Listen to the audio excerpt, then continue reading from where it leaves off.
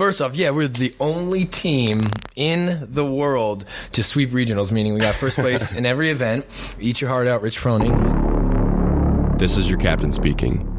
My name is Taylor Morgan. I am a CrossFit Level 2 trainer, and I am dedicated to helping you improve your life. I created the Captain's Lifestyle because I wanted to help as many people as possible. We cover topics ranging from fitness, nutrition, recovery, mindset, and more. If you're content with settling for average, then walk the plank. But if you're ready to become the captain of your own life, welcome aboard.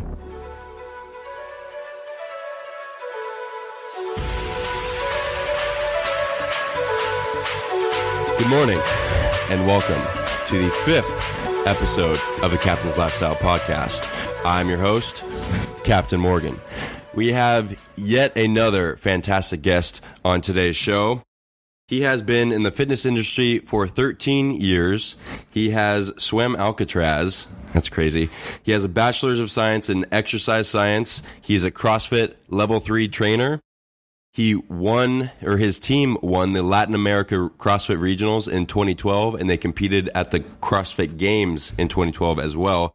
And he is currently the gym owner of CrossFit Dana Point. Please welcome on the Captain's Lifestyle, Zak Kepner. Hey.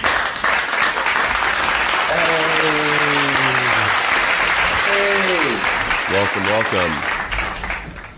Happy to be here. Yeah. Although, I did hear this is the 5th installment, meaning I'm the 5th. Hey, I've been trying to get you on this show for a while. You're a very busy man. Touche. I appreciate your time. So, I want to give me a little background about yourself. Okay, well, you covered a lot of stuff. But yeah, no, I've been doing this about 13 years. Thank you, sir. It's right up in there. Okay. The gym was kind of like the long-term goal, kind of passion that I was searching for. But I was doing personal training to begin with, then got into group training, and then just knew overall over time that I knew I wanted to open a gym. I could reach more people that way, kind of get my philosophy on fitness and that type of thing and lifestyle through a larger or broader group doing that. But the toughest part was kind of that there's a large barrier to entry. Starting a gym is, we all know it. Opening a CrossFit gym is kind of a dime a dozen. They're on every block, but we were lucky. We were lucky to find the place that we have now and get that going. And it's been almost 5 years since we've opened. Sweet. So did you start with CrossFit from the beginning, or were you doing the traditional hypertrophy bodybuilding training? My training probably since college, like you mentioned, I got my degree in exercise science, so had a pretty decent background on what would be probably the most beneficial and efficient type of training. So it's never really been bodybuilding, anything like that. But obviously playing, I don't know, we didn't mention that, but I played football in college. That was my first passion before I knew CrossFit existed. And so the training there was functional training with that, explosive training, that type of stuff. So we had to be fast, we had to be strong. And then that carried over, and I my senior year, maybe junior year in college, I got injured, had a pretty bad shoulder issue, and then I had to get surgery on the shoulder. So then I went the rehab route. So I saw two sides of the coin, with the working to kind of be the best at a particular, sport or endeavor, and then being injured and have to come back, similar to your experience as well, where, I made sure to rehab, had to start slow, had to make sure, work through things. So I kind of saw that side of things, and that's kind of what brought me into, to what or how I train now. Then stumbled upon CrossFit. Mentor of mine, when I was starting personal training, he's like, hey, check out this, that Greg Glassman, that first What is Fitness article that CrossFit came out with. And that kind of I was like, holy crap. And that solidified everything I've, been thinking through college, been thinking on my own training. And then I saw this, and I saw those, 10 fundamentals of fitness. And it was just like, that's it, man. And I got to put that out there. So that's kind of where it started. Well, on that note, what is CrossFit? To me? Yeah, to you. To me, Well, I like to think of this one as probably like my elevator pitch. But yeah, CrossFit. Well, CrossFit I think is, if anything, it's just a name, you know. And I tell people that get kind of worried about CrossFit and like, oh, I can't do that, or oh, I'm a weightlifter, so CrossFit's a little weird. And CrossFit didn't invent anything. Maybe they made the thruster more obnoxiously popular, but they didn't invent the Olympic lifts. They didn't invent powerlifting. They didn't invent the burpee. So the stuff we do when we do CrossFit is we're just putting those things together, you know. As you know, as simple as it sounds. When we lift and we want to get stronger, you know, we lift weights. When we want to work cardio, we lift weights faster, but we do a lot of body weight stuff. So for me, you know, and what I explain to people with CrossFit, it's like literally we're just taking, you know, things that we do in everyday life, you know, and we're either making it a bit faster, making it a bit heavier, toning it down, working through progressions. So it really is just essentially life fitness, you know. So I don't think it's any different than, you know, or should be any, you know, something shied away from. You need to be in shape to do it. But I just, you know, you can do it anywhere. So that's what's the beauty of it too. You know, it's universal. Yep. But, so the last guest we had on the show, Dr. Daniel Kimbley, is a member at the gym, right? So he said he started CrossFit in 2009. When did you start CrossFit? So I usually, so it's not so much when so that's a funny kind of gray area as far as starting CrossFit. You know, a lot of us could be doing CrossFit, we don't even know it. Yeah. Again, it was just that title that's been put on it. But so I graduated college in 2006. That year, I was kind of struggling as far as, okay, do I want to be a personal trainer? What do I want to do? I just came out with this 4-year degree. That's when I found a mentor that worked for a local gym, and he was like a head personal trainer. No CrossFit affiliation, but he was the one that gave me that article, and that's when it kind of brought it to light. At that point, I had heard about it, but it was like, oh, everybody's, you know, the getting article, injured. What is fitness? Yes, correct, yeah. So when he gave me that, it kind of enlightened things, and it, you know, made it more tangible when I saw that. But that was back in 2006. So then I started practicing it when I moved to the Cayman Islands, which was 2010.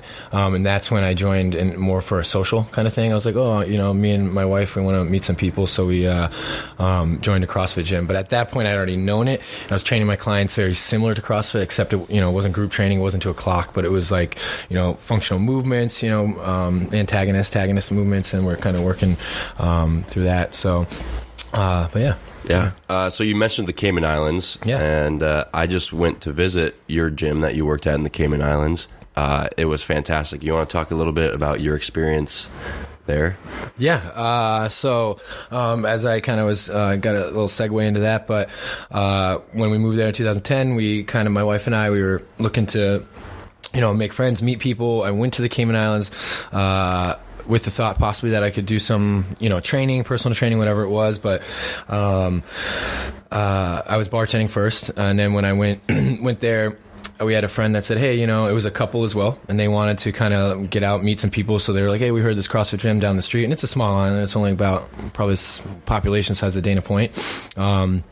So it was like surprising that they even had a gym, and we checked it out.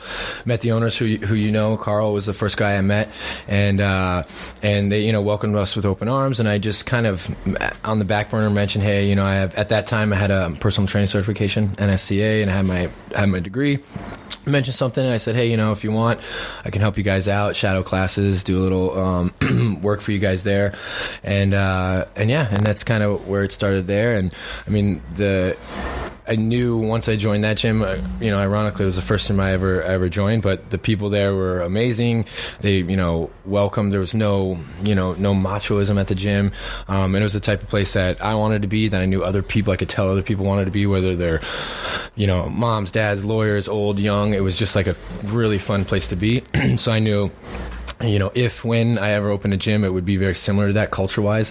That's where I realized how important culture was, you know, how important that is for people to progress in all kind of different levels in that. So what prompted the move from the beautiful Cayman Islands to also equally as beautiful Southern California to open your own gym? Well, probably maybe a similar feeling or situation that you're in currently. You know, I was let's see. So moving from Cayman, I was probably 26 at the time once I moved there. But at that point, as I mentioned, the island's small, so it's not Dana Point where you can drive out of the city bounds. But so we're a little kind of stuck there, and we were, both my wife and I were getting a little bit anxious. I had ambition to start a gym, and I knew there might not be the best place.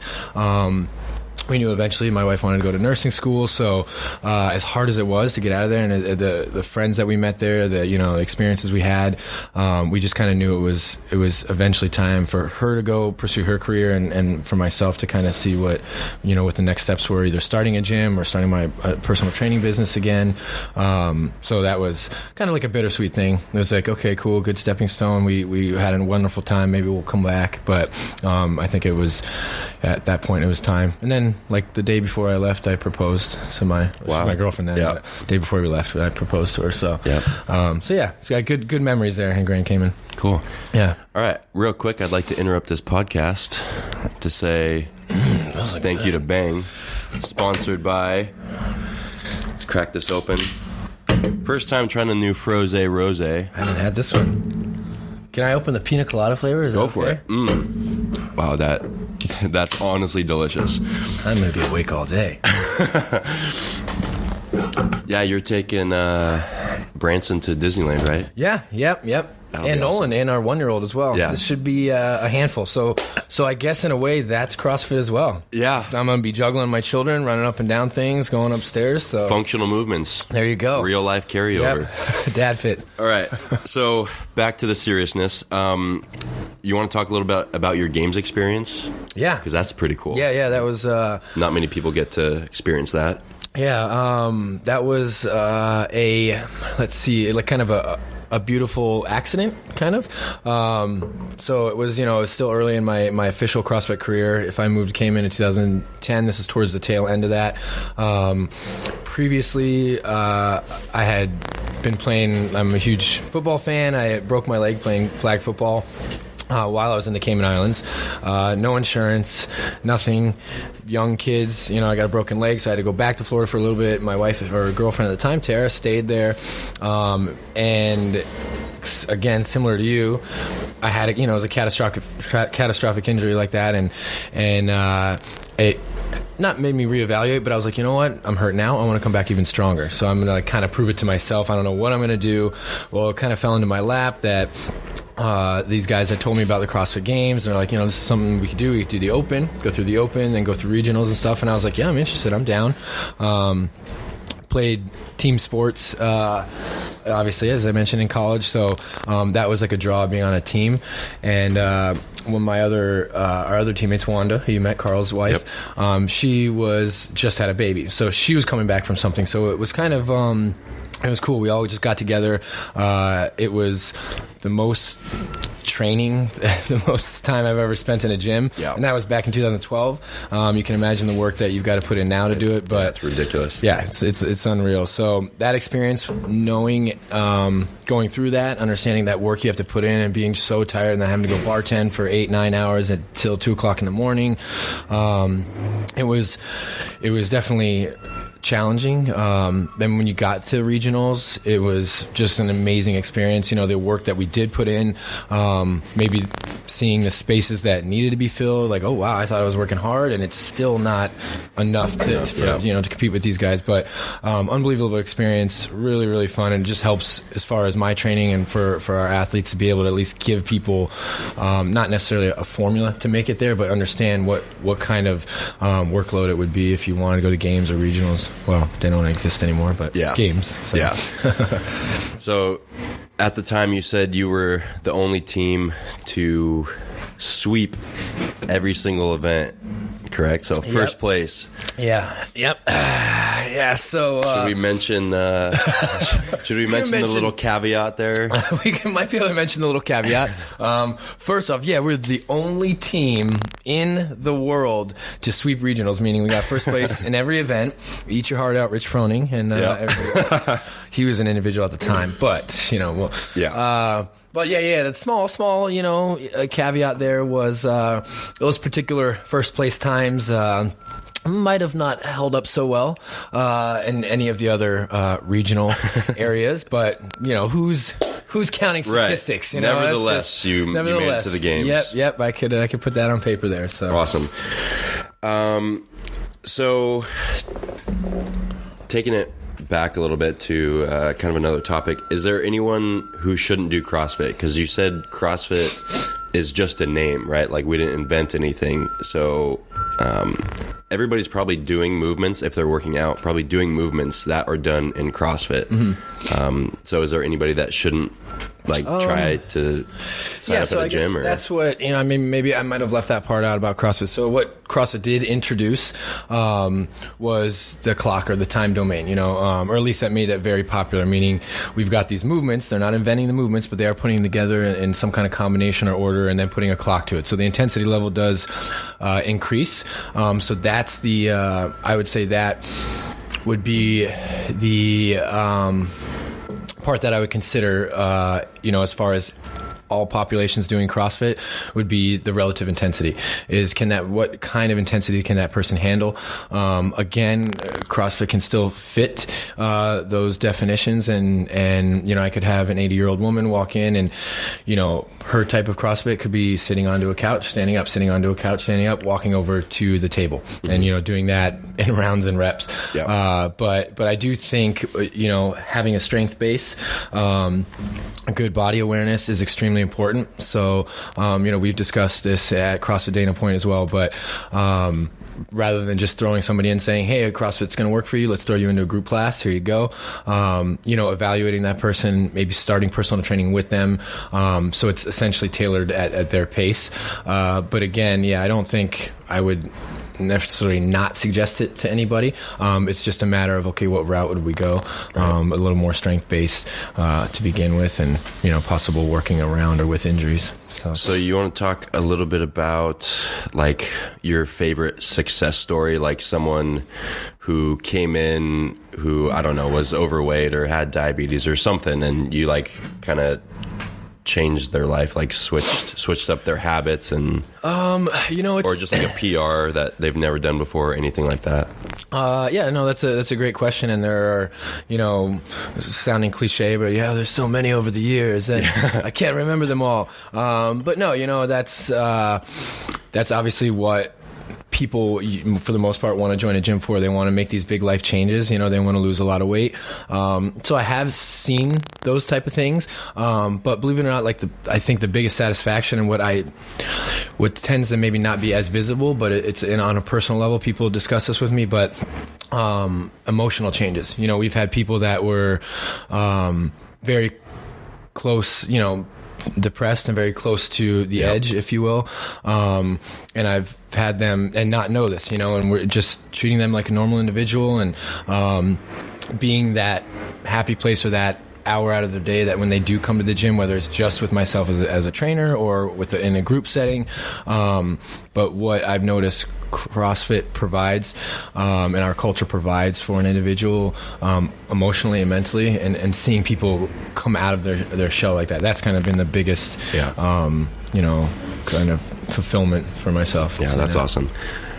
So what makes CrossFit Dana Point different than all the other CrossFit gyms? Because I know there's some that are similar. Mm-hmm.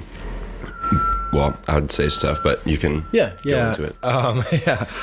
It's, a lot of it is our intangibles, and it's hard to kind of measure that and say this is why we're different. Because essentially, when people walk in the door and I explain to them, CrossFit in itself is similar to a fraternity. You can walk into another CrossFit and it's going to be very similar, but they are not all created equal.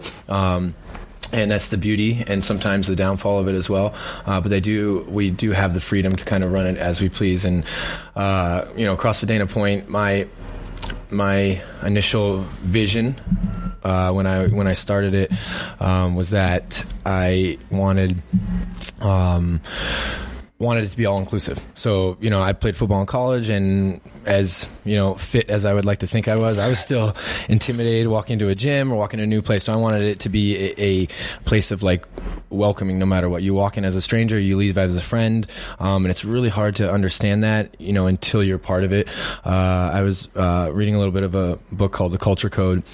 And a guy follows around a lot of, like high-performing teams, groups, military, all this, and trying to figure out why they work, what it is that makes them successful. And, and it was something that you just feel when you walk into the room or feel when you spend time there and you just want to be a part of it. So, yeah, as far as, CFDP and that, it's like I wanted to instill or make a culture that was welcoming to everybody and that they felt a part of something.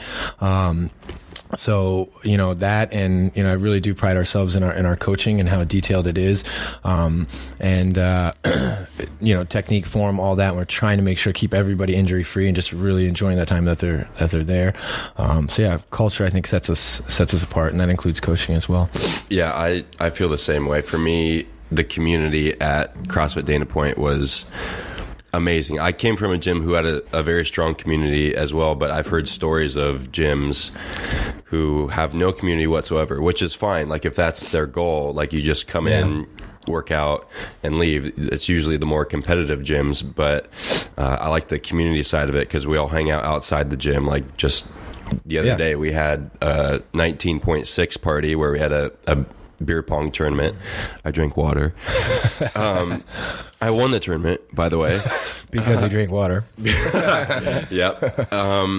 And I also love that, like the coaching side of it, because we always preach like technique. Like we're not going to let you do something dangerous before you're ready for it. So I guess we'll kind of wrap it up there. So any other things you want to say? What you're excited about, or future of CrossFit Dana Point? Let's see. Yeah, well, I mean, literally every day I wake up, I'm excited about it. There's always something new, something fun that could happen. We, always welcoming new members coming through that door. If you're one of those, out there, all those thousands, millions that are going to be listening to this. Yes, millions and millions and bazillions of people that are listening to this podcast. If you're thinking about CrossFit and you're thinking about trying it, I assume most likely you got out of your bed this morning, you went upstairs, downstairs, whatever it is, got things ready, went outside, you took the trash out. So you're essentially moving around, you're doing the stuff already. What we want to provide is, a place where you can be taught the right things. You can be educated as you do it. And it, I want to keep people's brains healthy, their bodies healthy. But yeah, if you're thinking about it, if you're worried about it, if you think you got to be in shape before you do CrossFit, it's not the case at all.